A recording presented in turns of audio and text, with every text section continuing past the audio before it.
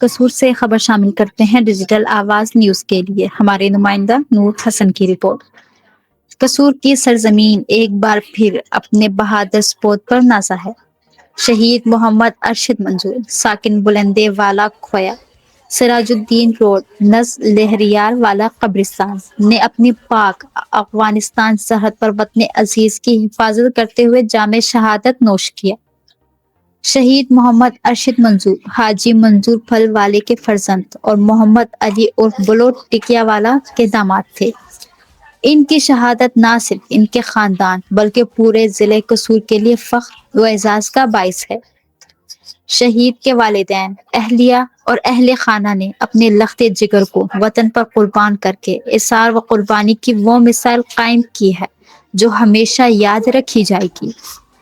ان کے پاک لہو نے اس مقدس دھرتی کی حفاظت کے عزم کو مزید مضبوط کر دیا ہے۔